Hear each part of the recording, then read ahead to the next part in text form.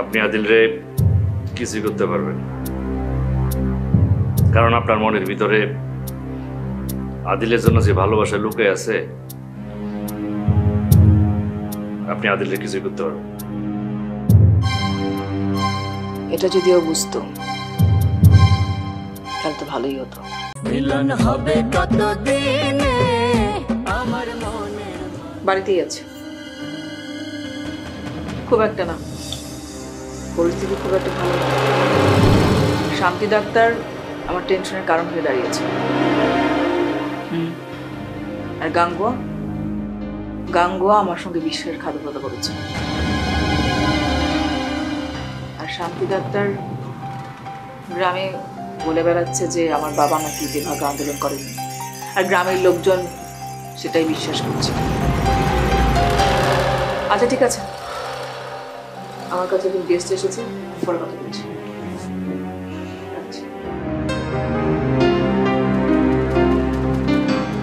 কি অবস্থা? পাইছিলাম দিদি, ওই গাছের লোকে পালাইছিল, ধরছিলাম, একটা দিছিও, এর মধ্যে জয়ী রয়েছে। জয়ীরা কইলো ওর হাতে তুলে দিতে, ওই ওরে শেষ করে দিব, পরে ওরে দিয়ে আসলাম। আমার কাছে মনে হয়েছে কৈতরীর মতো যদি অবস্থা করে, খারাপ কি ভালো দিয়ে এলাম, ঝামেলা শেষ। তুই তো সেটাই চেয়েছিস। না, আমি তা চামুকে, ও তো মাথা মোটা। এক কৈতরীরে সরাইতে গিয়া সারা গ্রামের শত শত মানুষে জানে ফেলাইছে, পুলিশ ওরে খুঁজতেছে, প্রমাণের লেগে ধরতে পারতেছে না। ভুল, ও আমার কারণে কিছু বলছে না। সেটা তো আপনি কইতেছেন, কিন্তু জয়িত কখনো স্বীকার করতেছেন এই কথা। আমি ওকে মানা করেছিলাম। ও, সেটা তো আর আমি জানি না। শান্তি ডাক্তারের কি করা যায় বলতো? শান্তি ডাক্তারে কি করবেন? মেরে ফেলতে পারবি? দিদি কি আমারে বিপদে ফেলাইতে চাইতেছে না তো? কি হলো,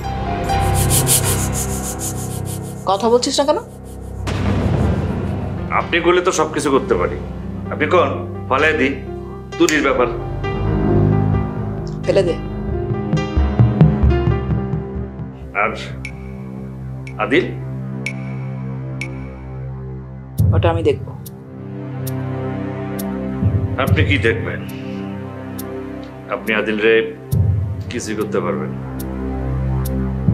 কারণ আপনার মনের ভিতরে আদিলের জন্য যে ভালোবাসা লুকিয়ে আছে, আপনি আদিল রে কিছুই করতে পারবেন। এটা যদিও বুঝতো তাহলে তো ভালোই হতো। উর্মিলা, লবঙ্গ এদেরকে নিয়ে তাহলে পড়ে থাকতো না।